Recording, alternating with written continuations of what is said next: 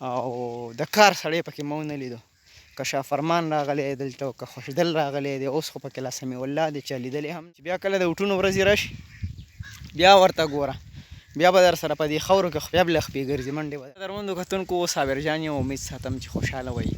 تاسو به وایئ چې صابر جان عینکې دې ولې لګولې ده، نو د سترګو بیماري هم راغلې ده، نو د دې د وجې سیفټي دپاره مې اچولې. زما په شا باندې تاسو چې دا کم دا کندې کپرې وینئ نو دا د زمونږ د هلکانو به دلته کرکټ کولو، د کلي د چې کوم شاه زلمي دی، خو بیا څه کسانو چې کوم دی نو دا پیچ واړولو او اوس چې کوم دی هغې اخوا ځان له پیچ جوړ کړو. د خبرې مقصد مې صرف او صرف دا دی چې زمونږ په دې سړزو کې داسې چېرته نر سیاستدان رانغی چې هغه د دې کلي کې د دې ځوانانو دپاره چېرته د ګراوند بندوبست وکړي، خو چې څوک هم راځي نو تش مړه دغه خبره چې تشې ډوزې ولي اورې او د کار سړی پکې مو ونه لیدو، که شاه فرمان راغلی دلته او که خوشدل راغلی دی، اوس خو پکې لا سمیع الله دی چا لیدلی هم نه دی دلته چې هلکه دی دلته راشي دلته یې چېرته وګرځي راوګرځي د ځوانانو دپاره یې چېرته د سپورټس دپاره یو ښه ښکلی ګراوند جوړ کړي. خو په ایمان که نه چې څوک هم راغلی دی خپل ځان یې شته کړی دی او بیا دلته نه وتی دی، او چې بیا کله د اوټونو ورځې راشي بیا ورته ګوره،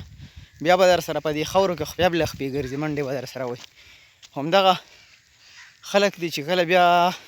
اسمبلی ته لاړ شي یا چې کم دی نو په سرکاري عهدو باندې شي منسټر شي نو بیا والله کې په دې چشمانو موین. د خبرې مقصد مې صرف او صرف دا دی چې بس پښتنو ځانونه وپېژنئ، ستاسو دپاره خو به ځان له پیغمبر نه راځي. اباسین صاحب دغه یو شعر دی چې د خدای دپاره پښتنو ځانونه وپېژنئ، ستاسو دپاره خو به ځان له پیغمبر نه راځي. نو همدا خلک دي چې دا خلک زمونږ په سرونو باندې بیا بره وخیږي او بیا چې کم دی نو د ښکته راکوزېدو بیخي سوچ هم نه کوي. دلته د هلکانو بیا ځان له دا یو ګراوند جوړ کړو، ګراوند څه دی پیچ ځان له جوړ کړو، دا تاسو ته ښکاري همدا. نو خدای دې خیر وکړي چې دا څوک وران نه کړي که نه، نو دغه څونه هم سیاستدانان دي دوی د خپلو مفادو دپاره هر څه کوي، هرې سختې ته غاړه ږدي د ځان دپاره بیا چې ولې دوی سیټ حاصل کړي. خو بس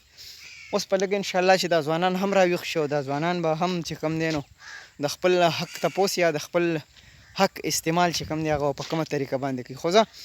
چې څونه هم دا ویډیو تاسو شیر کولی شیر کړئ، که چېرته دغه چې کوم ضمیرونه یې اوده دي د سیاستدانانو او خاص کر زمونږ د دې علاقو چې کوم دي چې کوم پاس شوي دي اوس د سمیع الله دی چا لیدلی هم نه دی، که چا لیدلی وي دلته د خوشه علاقو کې نو بلکل دا ویډیو به ته بیا لږه ومښایي چې یاره صابر جان ویلي چې یاره تاسو دې سړزو ته یو ځل بیا راچکر شئ، د اوټونو دپاره خو راغلی وئ خو یو ځل بیا راشئ. نو دا ویډیو ملګرو سره هم شیر کړئ او ځوانانو کوشش وکړئ چې په خپل ټیلنټ باندې مخکې لاړ شي، نه که د بل په اوږو باندې تاسو بره وخیږئ. خوشحاله راته اوسئ.